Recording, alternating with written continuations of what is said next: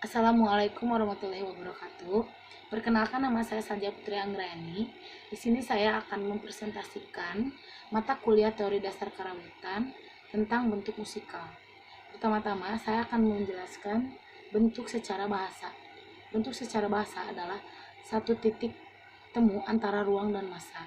Bisa pula diartikan sebagai penjabaran geometris dari bagian semesta ditempati oleh objek tersebut, yang ditentukan oleh batas-batas terluarnya yang tidak tergantung pada lokasi. Dan ada juga pembahasan kedua mengenai bentuk.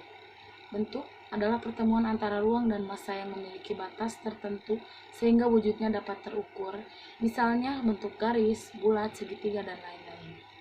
Sekarang kita masuk ke pembahasan yang kedua mengenai bentuk musikal dalam sekar terdiri atas bentuk musikal yang tidak memiliki perjalanan ketukan yang konstan atau free metrum, dan yang kedua, bentuk musikal yang memiliki metrum yang konstan. Bentuk musikal yang tidak memiliki perjalanan ketukan yang konstan atau free metrum selama ini disebut bebas wirahma atau bebas irama, bisa disebut juga dengan bebas wiletan. Dalam penyajian sekar disebut dengan istilah sekar irama merdeka atau sering pula disebut tembang. Contohnya, bentuk musikal yang tidak memiliki perjalanan ketukan yang konstan atau free metrum seperti lagu-lagu Bambu Hidung, Entong Mulang, lagu-lagu seperti itu. Dan yang kedua, ada bentuk musikal yang memiliki metrum yang konstan. Selama ini disebut dengan irama tandak. Dalam penyajian sekar disebut dengan istilah sekar irama tandak atau sering disebut pula kawi. Kita masuk ke pembahasan yang ketiga. Ada bentuk musikal dalam waditra atau gending. Yang pertama, ada bentuk musikal gending macakal, yaitu tabuhan waditra memainkan melodi yang berorientasi kepada melodi yang dibawakan dalam bebas wiletan maupun yang dibawakan dalam bentuk wiletan. Tabuhan yang dibawakan dalam bentuk musikal bebas wiletan disebut dengan narangtang, cacag, gramiangan. Biasanya dibawakan pada waditra gambang dan kecapi. Tabuhan yang dibawakan dalam bentuk musikal tandak bermetrum disebut ngawilet dan dibawakan pada seluruh waditra. Khususnya untuk narangtang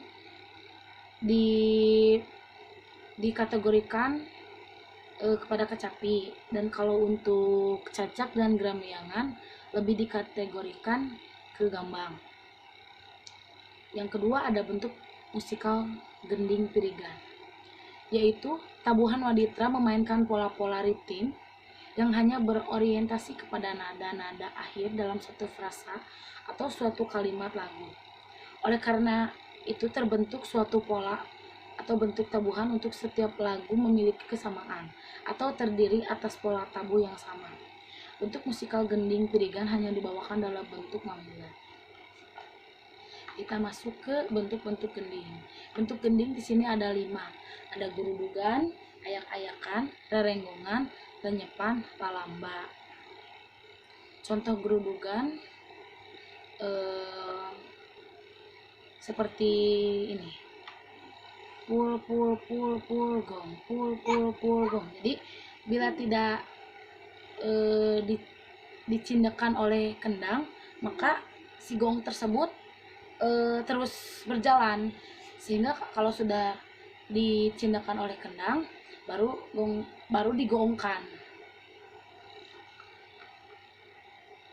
Terus ada embat. Embat disebut juga irama adalah sebuah ukuran panjang pendeknya, lebar sempitnya ruang atau matra dari suatu bentuk gending yang akan dijelajahi oleh perjalanan musik. Hal yang menentukan aspek tersebut terdapat 3 faktor, yakni sebagai berikut. Yang pertama, cepat lambatnya waktu yang digunakan atau tempo. Yang kedua, prinsip penyajian. Yang ketiga, pola tabuhan beberapa instrumen. Ketika faktor tersebut saling berkaitan, perubahan tempo dapat menyebabkan perubahan embat apabila disertai dengan perubahan prinsip penyajian dan pola tabuh beberapa instrumen.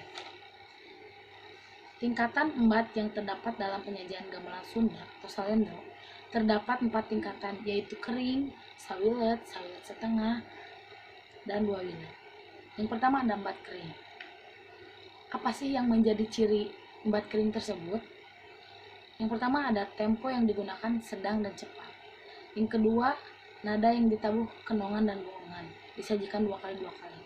Yang ketiga, saron menggunakan takol 4. Dan yang keempat, peking dan ricik mempunyai tabuhan khusus. Yang kedua ada empat sawilet. Apa yang menjadikan ciri untuk empat sawilet? Yang pertama ada tempo yang digunakan sedang. Yang kedua muncul nada pancer. Mulai di empat sawilet mulai ada nada pancer. Dan yang ketiga ada saron menggunakan takol 4. Yang keempat, tabuhan peking merupakan gabungan saron pangbarep dan panempas. Yang ketiga ada sawilet setengah. Apa yang menjadi ciri sawilet setengah? Yang pertama, tempo yang digunakan sama dengan empat sawilet dan lebih lambat sedikit. Yang kedua, muncul nada pancer sama seperti empat sawilet. Yang ketiga, saron menggunakan takol 8 dan 16. Yang keempat, pola tabuhan demung dan bonang dicaruk. Yang kelima, tabuhan peking merupakan gabungan saron pangbarep dan panempas. Yang keempat ada embat dua wilet. Apa yang menjadi ciri embat dua wilet? Yang pertama, tempo yang digunakan lebih lambat dari embat sawilet. Yang kedua, muncul nada pancer sama seperti sawilet dan sawilet setengah. Yang ketiga, saron menggunakan takol 8, 16, dan 32. Contohnya bila kita menggunakan takol 32 semakin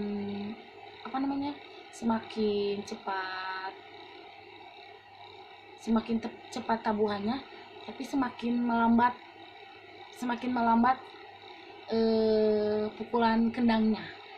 Jadi si saron cepat gitu, kalau kendang jadi lambat gitu tepakannya. Tapi si saron memainkan takol 32. Contohnya seperti itu. Yang keempat, tabuhan peking merupakan gabungan saron pangbarep dan panempas. Sama seperti sawilet dan sawilet setengah. Yang kelima, tabuhan bonang bisa dikemprang dan dicaruk dengan dengung. Mungkin cukup sekian pembahasan yang bisa saya paparkan. Kurang lebih segitu pembahasan saya hari ini. Mohon maaf apabila banyak kekurangan di saat saya menjelaskan tentang bentuk musikal, terus embat, dan bentuk musikal dalam mode tragending, dan bentuk musikal dalam sekar. Wabillahi taufiq wal hidayah. Assalamualaikum warahmatullahi wabarakatuh.